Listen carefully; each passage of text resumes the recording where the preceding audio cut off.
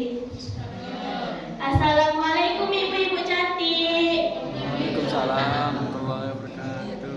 Bunga seputung di atas genteng. Assalamualaikum bapak-bapak ganteng.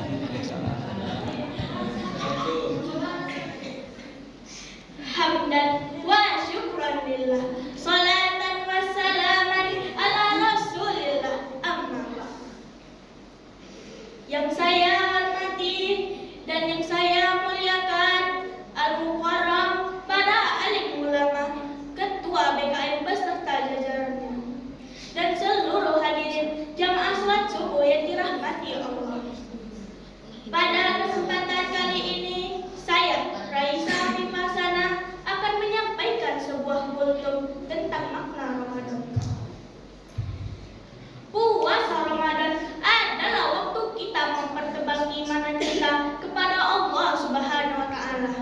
Sebab kita menahan lapar, haus, dan nafsu dari terbitnya fajar hingga terbenamnya matahari. Bahkan berpuasa di bulan Ramadan karena iman, dosa-dosa yang telah lalu akan diampuni Allah Subhanahu wa Ta'ala. Sebagaimana Rasulullah Shallallahu Alaihi Wasallam bersabda, "Man shoma Ramadana imanan wahtisaban, ghufira lahu ma taqaddama min dzambi." Yang artinya, barang siapa yang berpuasa di bulan Ramadan karena iman dan mengharap pahala dari Allah, maka dosa-dosa yang telah lalu akan diampuni. Hadis riwayat Bukhari dan Muslim. Hadirin yang dirahmati Allah, iman adalah insan yang paling mahal, mutiara paling berharga. Tidak lain yang menyebabkan kita gembira menyambut datangnya Ramadan adalah untuk melakukan pendekatan yang intensif kepada Allah Subhanahu wa Ta'ala. Nilai iman diibaratkan seperti apabila di tangan kanan Bapak Ibu ada berlian yang harganya 3 miliar, sementara di tangan kiri Bapak Ibu ada rumput seikat.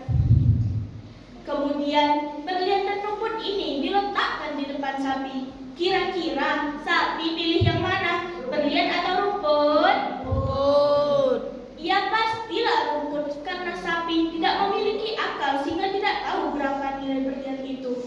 Coba kalau sapi sedikit saja menggunakan otaknya untuk berpikir, pasti yang akan diambil berliannya. Betul? Betul. Namun sebaliknya, kalau berlian itu saya bawa ke pasar, lalu saya jual dengan harga 3 miliar, lalu dibelikan rumput, bisa-bisa dapat rumput sekota Medan, dan rumput ini hanya untuk sapi. Maka kenyanglah perut sapi itu. Oleh karena itu, sapi taunya cuma rumput. Karena hidup sapi hanya melayani perut.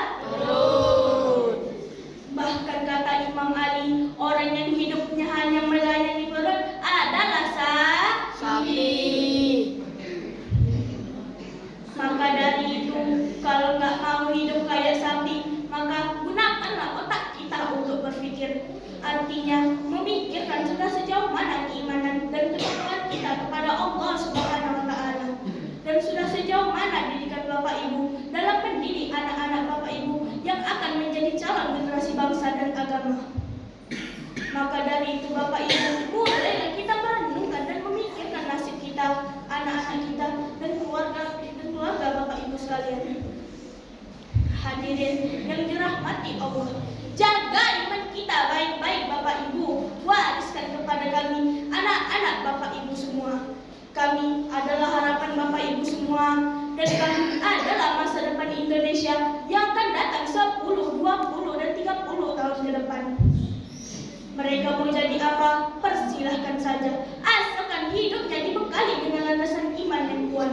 Biarlah mereka menjadi presiden, asalkan presiden yang berlandaskan iman. Biarlah mereka menjadi pejabat, asalkan pejabat yang berlandaskan iman.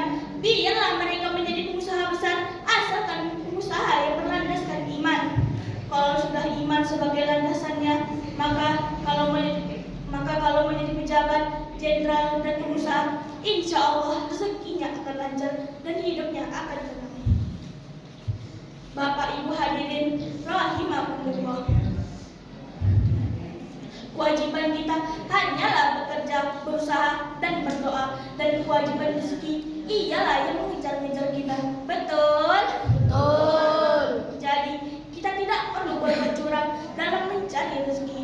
Supaya apa? Supaya hidup kita tenang dan terarah. Mungkin hanya ini yang dapat saya sampaikan. Kurang lebih saya mohon maaf pada Allah SWT.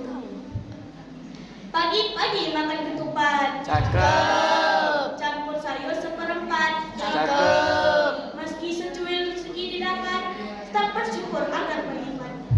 Buah duku, buah pepaya, Cakep. udah dulu ya. Bang Taufik pakai kopiah, letakkan baju